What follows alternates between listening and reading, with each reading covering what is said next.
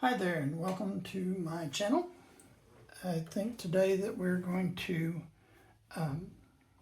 practice our basic washes and create a sky scene, a few sky scenes maybe. Just bring my paints here to reactivate them and we'll get started. Today I'm going to go with a Verditer blue. Verditer is a combination of cobalt and cerulean pigments. This is from Daniel Smith, and we're going to get some paint mixed up so that we have plenty to work with. Mix this and create a puddle, nice puddle that I can use for lots of things. Get a little more water in here. And we're going to also mix up our own gray for the clouds. We're going to do that with ultramarine blue and burnt sienna. Mixing our own grays will give us one that is a little more colorful and a little more vibrant, not just a dull gray. You could use burnt sienna and ultramarine blue. You could use a red and green of some sort. You can do several things, but I want this one to be a little more on the blue side. So mix that up and move this over here.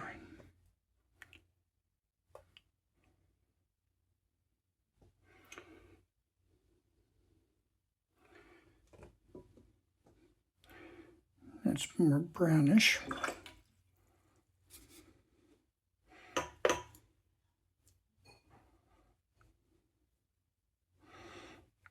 There's a nice blue-gray.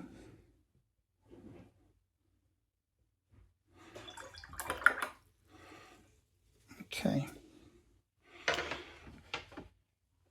So skies generally are utilizing the gradient wash. And for this first one, I'm going to go ahead and wash the entire panel. Again, panel is 100% cotton, and I've got it sectioned off. This page is sectioned off into two sections using a painter's tape. And just get this damp, and then we'll paint it with our gradient wash. The thing with watercolor is it's a transparent medium, so if I want to put clouds in this, I'm not going to go back in with a white, because that would not have the effect we desire. So we've got a couple of techniques that we utilize to do that. And we're going to start off with the Verditer blue and get that layered in there.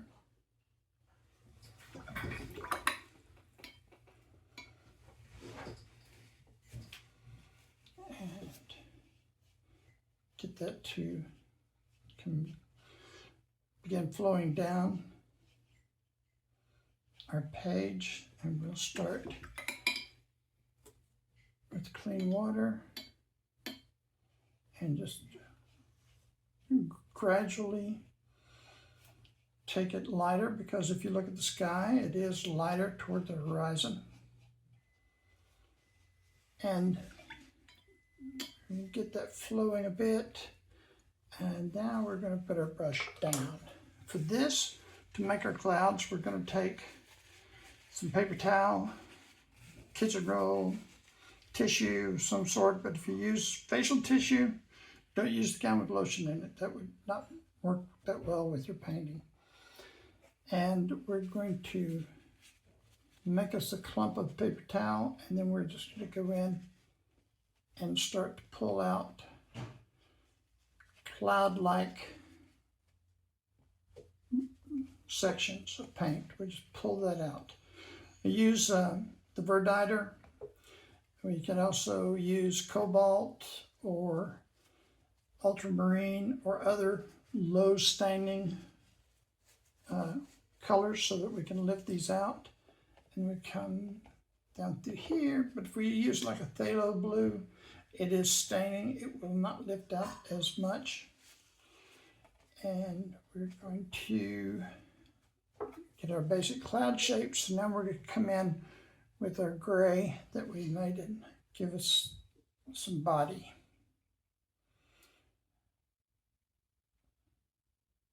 Pretty flat underside there. A little too flat, so we'll take some of the paint out and water out of that, and we'll soften the edges.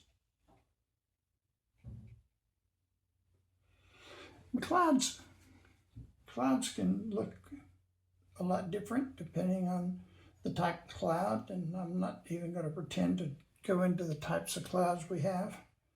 So you can come in here and give your clouds all the shape you want and cut some here. And as they fade away into the distance, the perspective will have them decrease in size.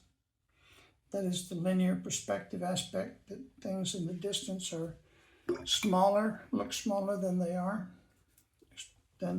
nearby. And get some clouds and say just soften the line at the edges and come back in, just continue to work with it, get it the way you want it to look, and it's just the general shape of a cloud. And we could also go in with make our thirsty brush, where we take it and we rinse it and we have it dry, and we'll lift some areas.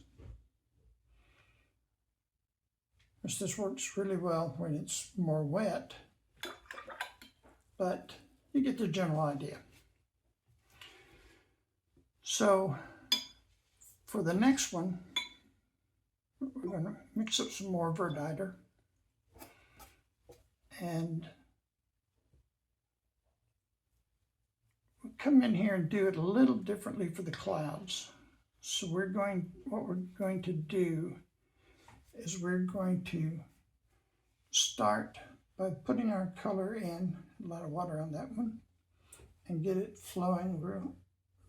And we're going to leave space for where we want the clouds to be, because here lifting, with the other one lifting it out, you still have some color behind it. So we're going to leave the white of this so that we have untouched white. And now this is where we come in and just make some cloud shapes with the outline, with the brush, and we kind of outline it. Let's give this one some body. Come here with this, and this one will go in there like that. Around this edge a little more. Those clouds are fun to look at. I like to sit out and just stare at them.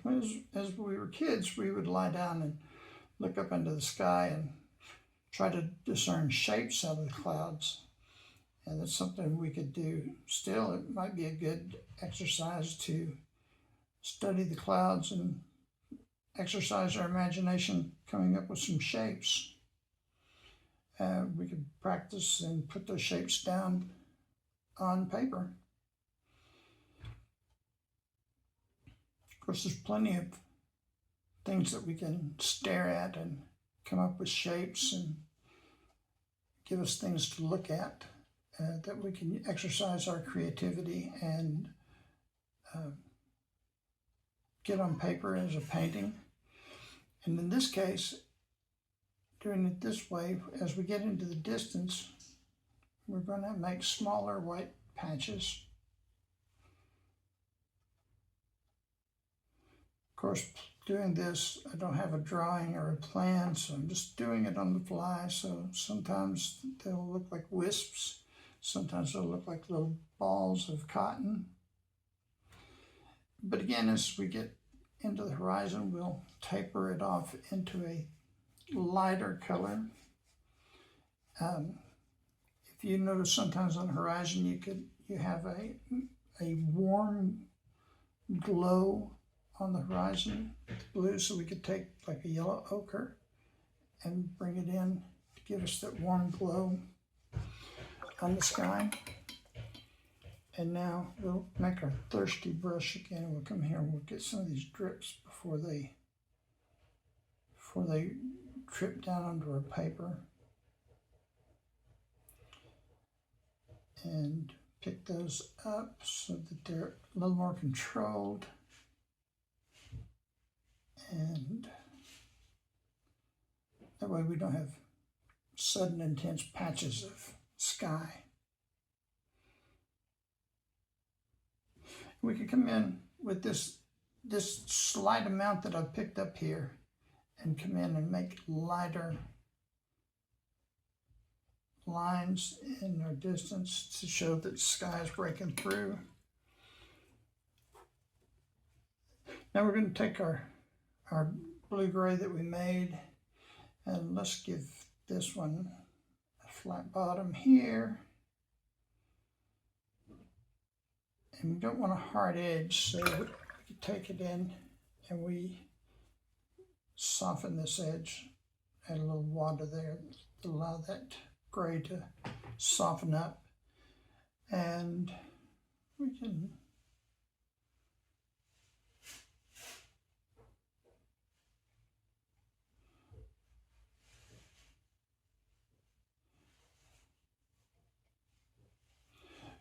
so we fill out our cloud with some different edging. We can layer, let's make this look like 2 or 3 different clouds here. A little light gray to show it as it sits there fluffy. And the flat bottom clouds, I believe, indicate where the front is, or the air layer is, that shows the delineation between the colder and warmer airs. So I like making the flat bottom clouds. It gives a little more edge to it.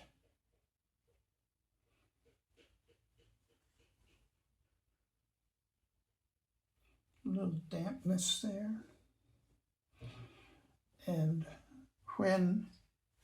if I want to put in a light dampness, I want to control the water. So I'll take, after I've loaded my paintbrush, and I will take a little of the moisture out, and then I come in and I can control these edges on these square clouds a little better. And give it some dark edges through here, and we take it off into the distance, and we're just going to try to make these a little more cloud-like. Soften these edges up a little bit. Now, I made these fairly squared, and I'm yet to see a square cloud in real life. So what we can do there is we can come in with a moist paper towel, and we can soften the edges. So we give it a little bit of blotting, kind of, but we're more doing a little softness. Be interesting to see a square cloud. It'd be weird, that'd be strange, that's for sure. And so this gives you an idea of how we can create, in my case, weird looking clouds, but you know, this is a quick demonstration. Because you can always come back in and work it, but you have to be careful and make sure that you manage the wetness. So that's an example of using those two types. Get another board here, and we're going to move into our variegated wash, I'm going to take and wet the background of this panel, and we'll begin to work our variegated wash. And I didn't pre-mix any yellow or red or colors along that, so I'll take a handful of yellow medium, get a bit of it,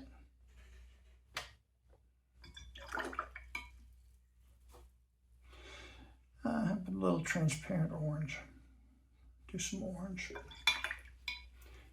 and we can do some red too.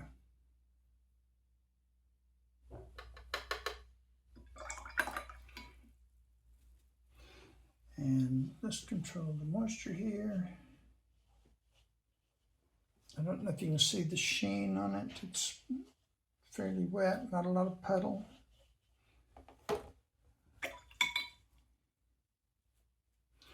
And we'll take our blue, our variegated blue. You can mix a lot of different sky colors. You can do some ultramarine with some phthalo blue to it. It makes a nice combination. Straight cobalt works. Ultramarine works if you want the granulation. And you can mix up phthalo, or you could get a Prussian blue that makes a nice sky. Get that in there. And let's start with the red.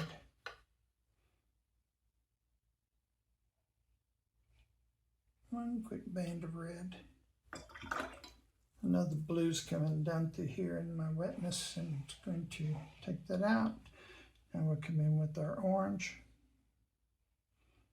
Got a little too wet, so this transition band is going to be a little strong, but the idea is that we make our clouds, our sunset transition. So we get this transition going, and now we can really play. So I take my gray, and I'm going to put some sunset clouds in.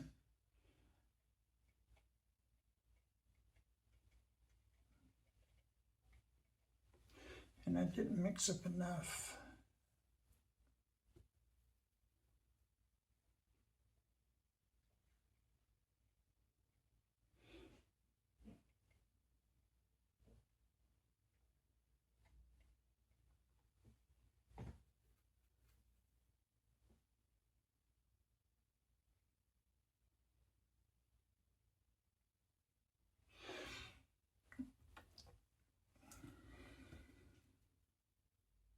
So I'm going to use a little of the Daniel Smith Payne's blue gray, since I didn't mix enough. That's where it comes in, to make sure you mix enough before you start your painting. And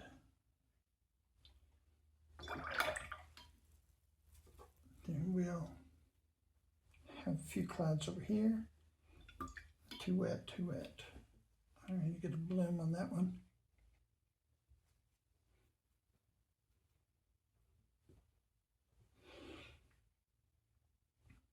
May I do a lesson about the wetness of your paper and controlling the edges, and show you how we can get soft color laid in on the wet without worrying about blooms. So that's what makes watercolor so much fun, is when you get this movement of paint and color and get it doing these happy little accidents, as Bob Ross would say. That's what makes it fun. And now we're just playing. Give some clouds, just some clouds lining through here in an evening sunset.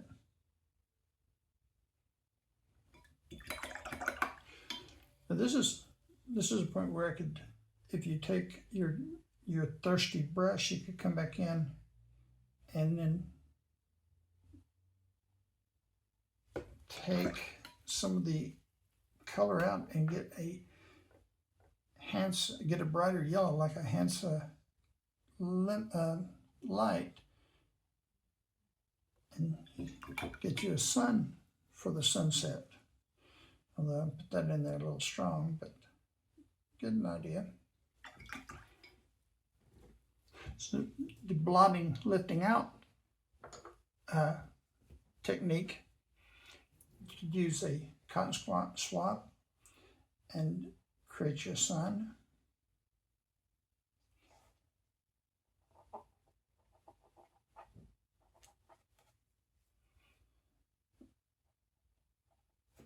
At this point, you could play. You could do just about anything you wanted. It's your painting. Make it your own. And there's some sky scenes.